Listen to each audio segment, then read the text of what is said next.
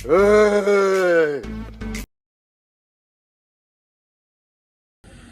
এই যে পৃষ্ঠাটা আছে এটা খুবই খুবই ইম্পর্টেন্ট, ষষ্ঠ থেকে দশম শ্রেণী পর্যন্ত বাংলা ব্যাকরণ একটা গুরুত্বপূর্ণ টপিক হলো আমাদের অনেক সময় ঘুষ, অঘুষ, অল্প প্রাণ, মহাপ্রাণ, হ্যাঁ এইগুলো নিয়ে আমাদের ঝামেলা করতে হয়।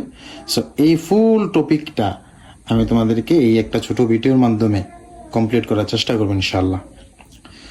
সো প্রথম যে জিনিসটা আমরা পড়বো সেটা হলো উচ্চারণ স্থান।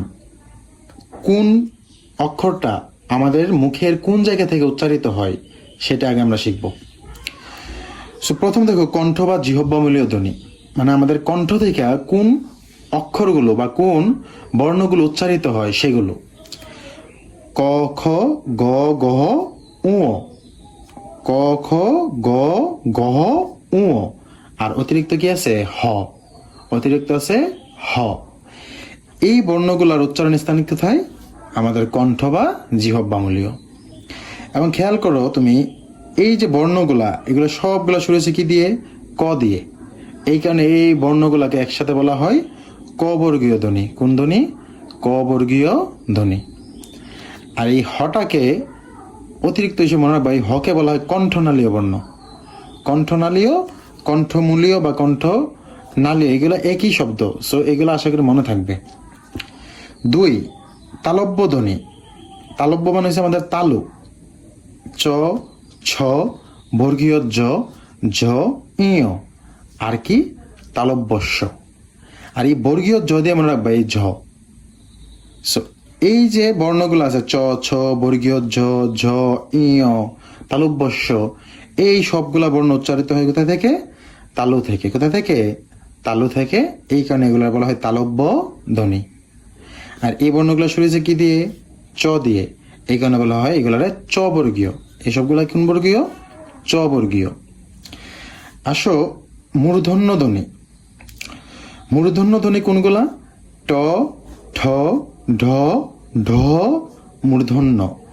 আর এই ঢর সাথে মনে রাখবা ঢয় বিন্দু র, আর এটা হচ্ছে ঢয় বিন্দু র। এই সবগুলো হচ্ছে কোথা থেকে উচ্চারিত হয়? মূর্ধা থেকে। মূর্ধা বলতে কি? আমাদের একদম তোমার দাঁতের গোড়ার যে অংশটা, দাঁতের পিছনের যে অংশটা, সেটাকে বলা হয় মূর্ধা। সো মূর্ধা থেকে যে বর্ণ ধ্বনিগুলো উচ্চারিত হয় এগুলো হলো এইগুলা, আর এই সবগুলোর বলা হয় মূর্ধন্য ধ্বনি। আর এটাতে শুরু হয়েছে কি দিয়ে? ট দিয়ে। এখানে বলা হয় ট বর্গীয়। আসলে দন্ত ধ্বনি। দন্ত মানে কি? দাঁত। দন্ত ধ্বনির মধ্যে কি আছে? ত থ ধ ধ দন্তন্য। আর এইগুলো মানে বা দন্তন্য অন্তস্থীয় র ল দন্তস্য। এই সবগুলা বর্ণ উচ্চারিত কোথা থেকে? দাঁত থেকে। মানে এই সবগুলা বর্ণ উচ্চারণ করার জন্য আমাদের দাঁতের প্রয়োজন হয়। এই জন্য এই সবগুলা বর্ণকে বলা হয় দন্ত ধ্বনি। যার আবার দেখে এই বর্ণগুলো শুরু হয়েছে ত দিয়ে, এর জন্য বলা হয় এগুলো ত বর্গীয়। কোন বর্গীয়? ত বর্গীয়। আসলে লাস্ট উষ্ঠ বা দ্বিউষ্ঠ। উষ্ঠ মানে হচ্ছে ঠোঁট। আমরা যে ধ্বনিগুলো উচ্চারণ করার জন্য ঠোঁটের ব্যবহার হয় এগুলো হচ্ছে উষ্ঠ বা দ্বিউষ্ঠ ধ্বনি। যেমন কে কে? প ফ ভ ব ম। এবং এগুলো শুরু হয়েছে প দিয়ে, এখানে বলা হয় প বর্গীয় ধ্বনি। সো এখন তুমি পড়বা এইভাবে কোনগুলো ঘুষ, কোনগুলো অঘুষ, হ্যাঁ, কোনগুলো অল্প প্রাণ, কোনগুলো মহাপ্রাণ। সো এখানে দেখো আমরা 5টা কলাম আকারে লিখছি। ক খ গ ঘ উ, চ ছ বর্গীয় জ ঝ ইয়, ট ঠ ড ঢ মূর্ধন্য, ত থ দ ধ দন্তন্য, প ফ ব ভ ম। সো মনে রাখবা তোমার এই যে প্রথম যে 2টা কলাম আছে, প্রথম 2টা লাইন আছে তোমার অঘুষ। প্রথম 2টা কি? অঘুষ। আর পরের 3টা হচ্ছে কি? ঘুষ। প্রথম 2টা হচ্ছে অঘুষ, পরের 2টা হলো ঘুষ। আর অল্প প্রাণ মহাপ্রাণ হিসাবে হলো প্রথম হলো অল্প প্রাণ, তারপর মহাপ্রাণ, তারপর অল্প প্রাণ, তারপর আবার মহাপ্রাণ, আর লাস্টের গুলাকে বলা হয় নাসিক্য বা অনুনাসিক বর্ণ। নাসিক্য বা অনুনাসিক।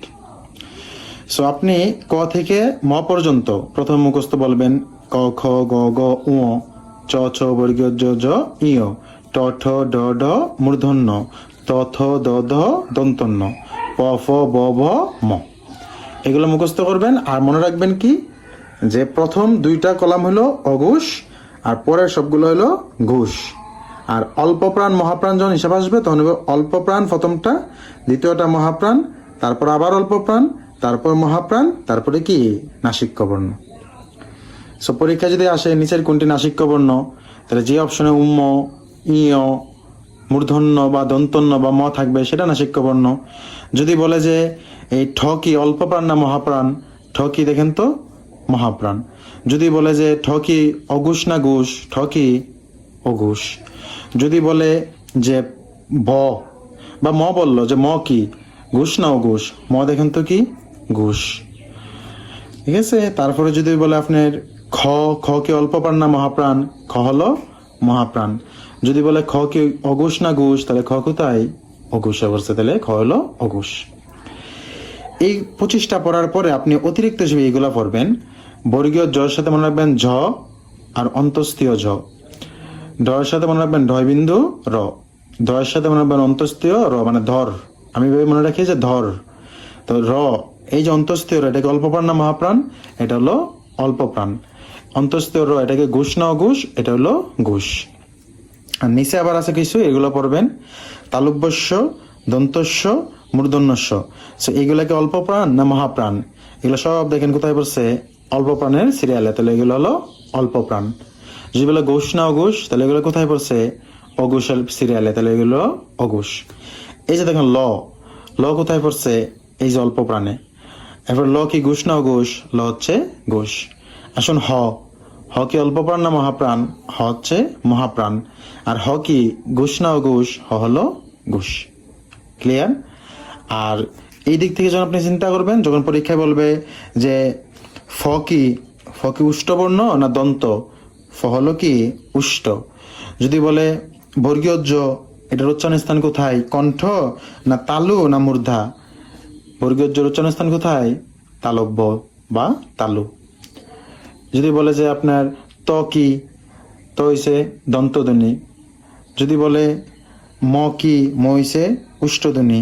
যদি বলে ঠ কি, ঠ হইছে মূর্ধন্য ধ্বনি। ঠিক আছে। আর যদি এই দিক থেকে চিন্তা করতে হয় ঘোষ না অঘোষ, তখন মনে রাখবেন যে প্রথম দুইটা অঘোষ, পরে তিনটা ঘোষ। এইভাবে বাসাত কয়েকবার প্রথমে এইভাবে পড়বেন লম্বা, উচ্চারণ স্থানগুলো মনে রাখার চেষ্টা করবেন। যখন উচ্চারণ স্থান মনে হয়ে যাবে, মুখস্থ হয়ে যাবে সবগুলো, তখন আপনি আসবেন এইভাবে ঘোষ অঘোষ, অল্প প্রাণ, মহাপ্রাণ, এগুলো।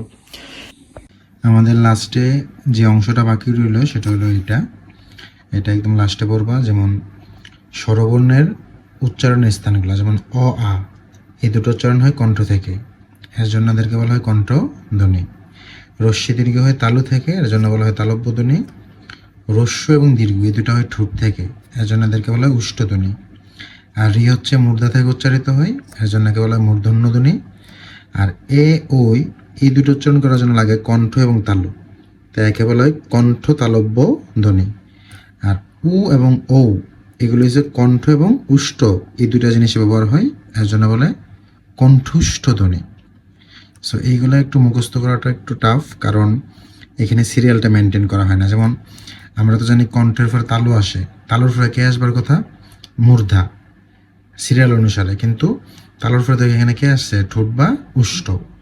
ওই কারণে স্বরবর্ণের যে উচ্চারণ স্থানগুলা, এগুলোটা মনে রাখা একটু টাফ ব্যঞ্জন বর্ণের তুলনায়। তারপরে বারবার যখন পড়বা দেখবেন মুখস্থ হয়ে যাব। তাহলে অ আ হইল কণ্ঠ, রস্য এবং দীর্ঘ হইল তালু, রস্য এবং দীর্ঘ হইল ঠোঁট, রি হইল মূর্ধা, এ এবং ও হইল কণ্ঠ এবং তালু, আর উ এবং ও হলো কি কণ্ঠ এবং উষ্ট। এই স্বরবর্ণটা একটু কষ্ট করে মুখস্থ করবা।